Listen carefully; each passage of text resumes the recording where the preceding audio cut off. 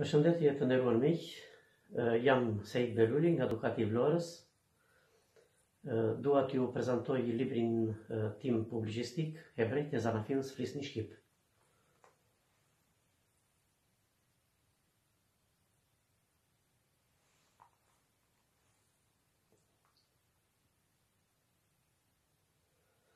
Është një libër i cili përbëhet nga zbërthimi i shumë fjalëve të gjuhës hebreje, gjuhës izraelite, të cilat zbërthehen në kuptimin e shqipes së sotme që flasim ne. Në të dy e tre më shumë fjalëve shqip përbëjnë një emër izraelit. Emrat përfshihen gjithandej, domethënë në të gjitha fushat, emrat e profetëve, emrat e fisëve të Izraelit, emrat e profetëve të Izraelit, emrat e maleve, të fushave, të lumenjve.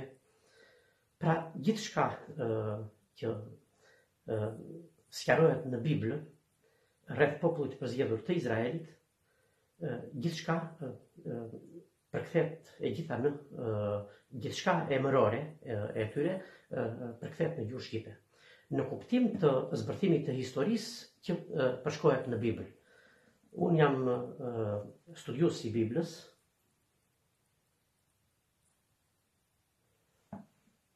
Bibla e cila është e përkthyer nga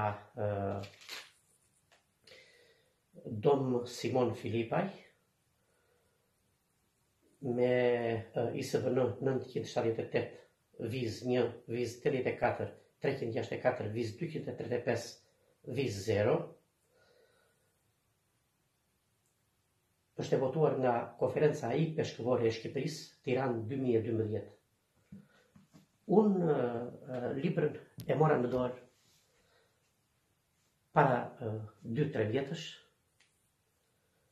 të cilën jo rastësisht e mora.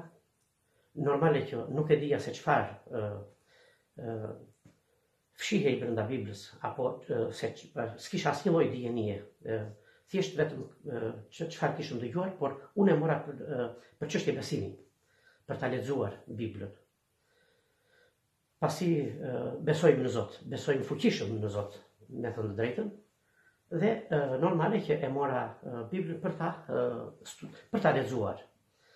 Mirë po, që në momentet e para të leximit të Biblës, kuptova që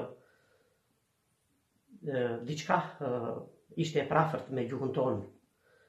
Gjithmonë në përshtatje të historisë së shpjegimit të Biblës, të popullit të përzgjedhur, duke filluar që nga Zanafila, e cila vetë fjala e fillimit, Zanafila, është një fjalë shqipe, e cila realisht Bibla e përmend shpesh si diçka ndërkombëtare, si gjuhë ndërkombëtare.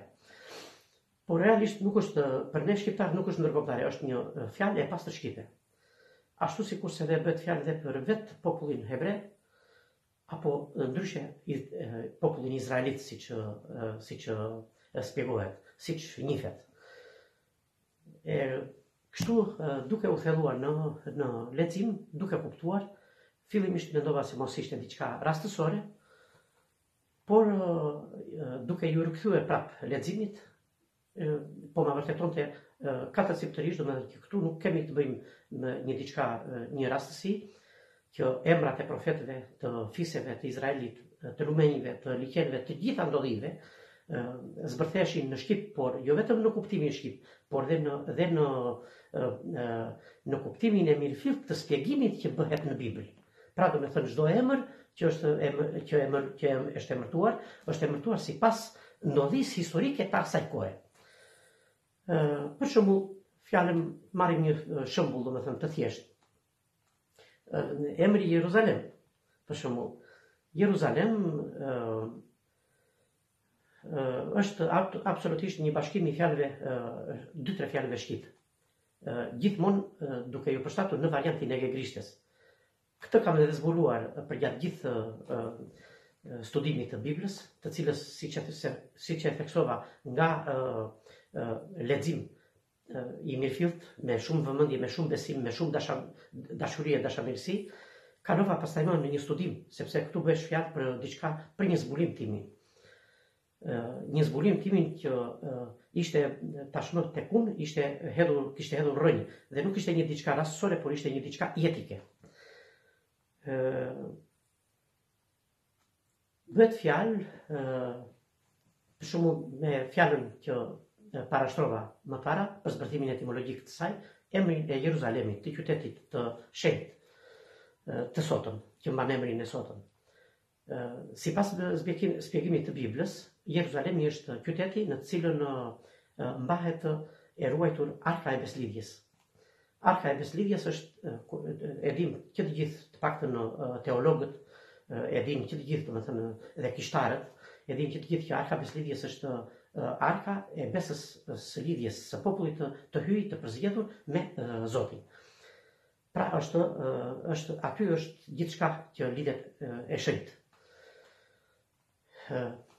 Po çfarë bëhet fjalë për emrin Jeruzalem? Ja, po ta përkthesh në tre ashtu, Jeruzalem, lem, jem. Pra, je ruajtës i zërit tem, tim, në kuptimin e shqipes gramatikore të sotme. Pra, ashtu sikurse është e vërtet, do të thënë që qyteti i Jeruzalemit ruan arkën e Beslidhjes, atëherë po ta marrësh emrin e Jeruzalemit dhe ta zbërthesh në kuptimin e mirëfillt të saj, do të thënë që ç'kuptim ka, atëherë del shumë qartë që është kuptimi